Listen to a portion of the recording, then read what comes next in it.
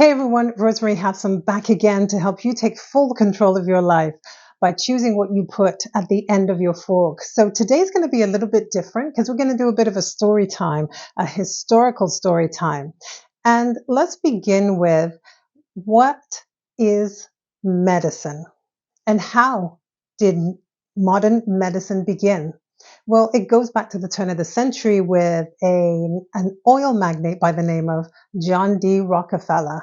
He owned 90% of all oil reserves in the United States at that time, and he was America's first billionaire. Now, some people say he had some less than pleasant ways of ensuring his monopoly, but that's for another story. The main thing is that he discovered ways of using oil in so many ways that it led to him being able to have the largest oil company in the United States, and that was Standard Oil. Standard Oil was then broken up into Chevron and Mobil and et cetera, but it was all still owned by Rockefeller.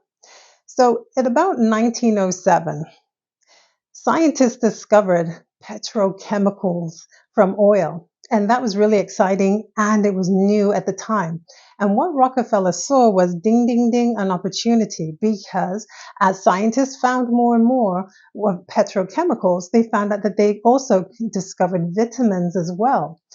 And then they started studying plant vitamins that then could be studied. They imitated those nutrients from plants for medicinal reasons. They didn't make the exact same elements from the plants, but they made something very similar enough that it could be patented, but it wasn't exactly the same.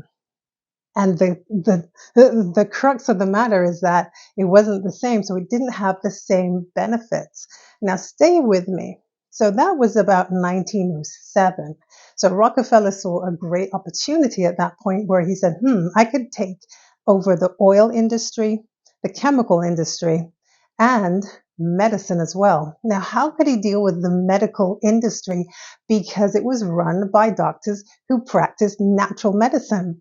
As a matter of fact, almost 90% of all Americans at that time were very comfortable using natural medicine. So from midwives to herbalists to holistic medicine practitioners, these were all recognized and respected modalities for helping people get better. And they worked.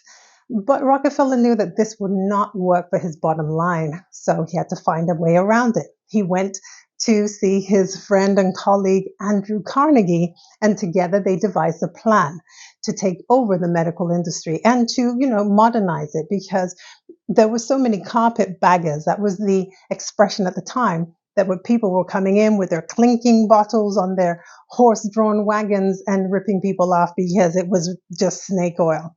Now, that was the extreme. So Andrew Carnegie developed the Carnegie Foundation, and that provided the funds to come up with a report that would study what medicine looked like across the United States. So they sent out a man by the name of Abraham Flexner. Now, keep that name in mind. Abraham Flexner went across the United States and studied medical colleges, medical schools, and doctors and hospitals. And it seemed like he found a way to get petrochemicals in practice instead of natural medicines. When the report came out in 1910, the report then recommended that hospitals and medical colleges should then be centralized and everybody should be studying the same thing. It then demonized natural medicine practitioners, including midwives and naturopaths and herbalists. They were then told that what they were practicing was not in the United States citizens' best interest, and they were actually jailed and fined with crushing fines to put them out of business and to run them out of town. When they left, what that led to then was the Flexner Report recommended hospitalization and how hospitals should be functioning without midwives, and that birth should no longer be at home, they should be in a hospital. The same way that when natural practitioners have ways and remedies to help people get better, people were encouraged to go to doctors.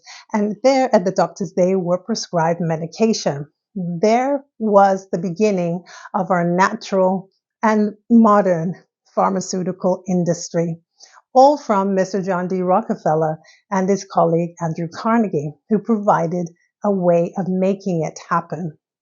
So what do we have today? Today we have a medical industry where the focus is not on healing, it's on treating symptoms.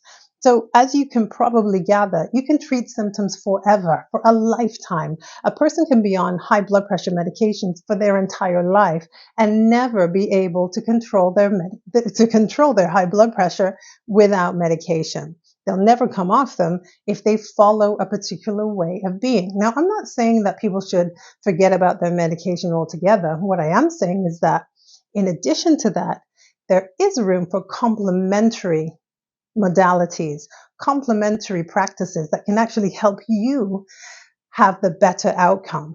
So if you knew that you were able to eat the right food, and the right food would help to stabilize your blood pressure, and if you knew that if you ate the right food, got the right amount of sleep, and took the time to relax, that then could take care of high cholesterol and prevent things like type 2 diabetes and weight gain.